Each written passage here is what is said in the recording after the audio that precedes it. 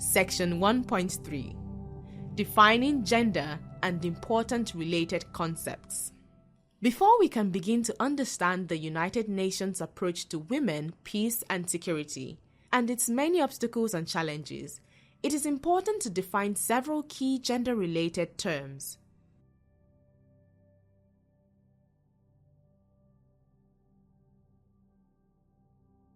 Sex and gender.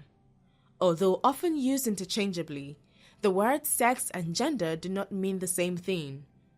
They refer to two different, albeit interconnected, aspects of our world. Sex has an exclusively biological connotation, whereas gender refers to socially constructed notions about masculine and feminine roles that may or may not coincide with notions of a person's sex. More specifically, gender refers to the social attributes, roles, and responsibilities associated with being male or female. It also refers to the relationships between women and men and girls and boys, as well as the relationships between women and those between men. It also includes expectations about the characteristics, aptitudes, and likely or appropriate behaviors of both women and men, including what it means to be masculine or feminine. Gender roles and expectations attributed to being male or female are learned. Gender is a broad social and political issue that determines men's and women's rights, participation, access to power, and social and political status. Gender roles are not fixed, but can and do change over time. Other definitions of sex and gender. Is it possible to be neither or both male and female? In many cultures of the world, there are 3 or more sexes or genders. Intersex. Intersex refers to the physical condition of having both female and male sexual organs or characteristics. Studies have shown that approximately 2% of live births, approximately 80,000 births per year, are to children with some degree of sex ambiguity in external genitalia, internal reproductive organs, or both.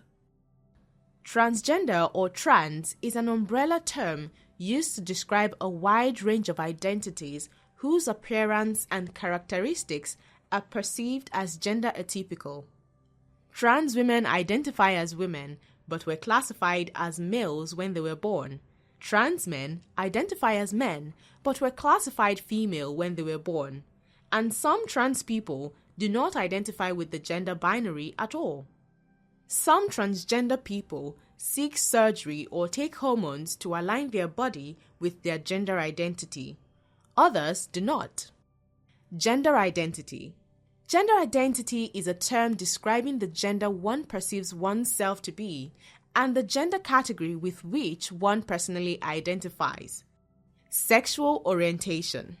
Sexual orientation refers to the direction of an individual's sexual attraction, usually in terms of the sex or gender of those towards whom one feels attraction.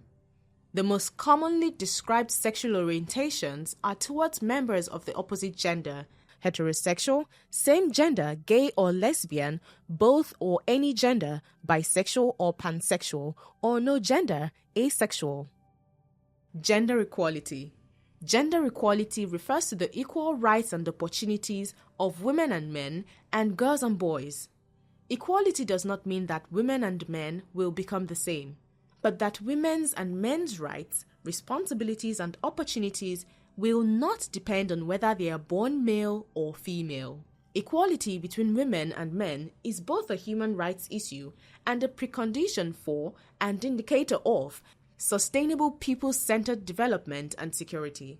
Gender equality is not gender equity. Gender equity goes further than equality of opportunity to look at outcomes.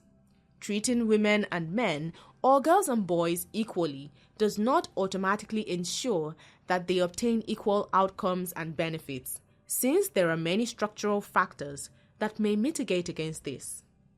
Work towards gender equity therefore looks at structural power relations in society as well as material resources and may include taking positive and affirmative action to ensure that policies and programs benefit women or girls and men or boys equally.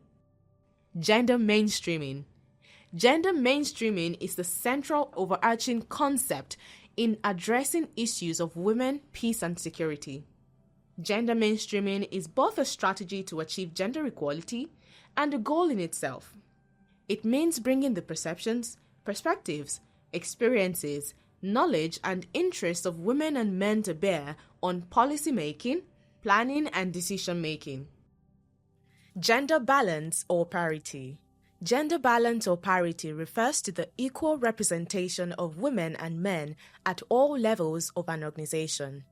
Efforts that increase the number of women in decision-making positions constitute gender balancing. The goal of the UN is to achieve a 50-50 gender balance in all professional posts. Sex disaggregated data. Sex disaggregated data are statistics that are usually collected and presented separately for men and women.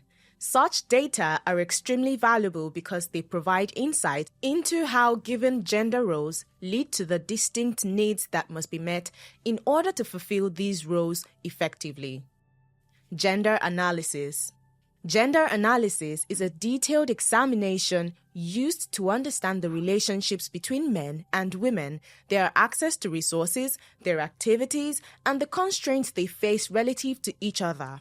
Gender analysis asks questions about why a situation has developed the way it has. Gender impact assessment. Gender impact assessment, GIA, refers to the differential impact, intentional or unintentional, of various policy decisions on women, men, girls, and boys.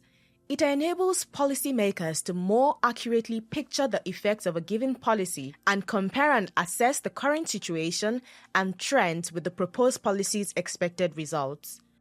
Empowerment. A critical aspect of promoting gender equality is the empowerment of women. Empowerment is about men and women taking control of their lives, setting their own agendas, gaining skills or having existing skills and knowledge recognized, building self-confidence, solving problems, and developing self-reliance. Empowerment is sometimes described as being about the ability to make choices, but it must also involve being able to shape what choices are available or seen as possibilities.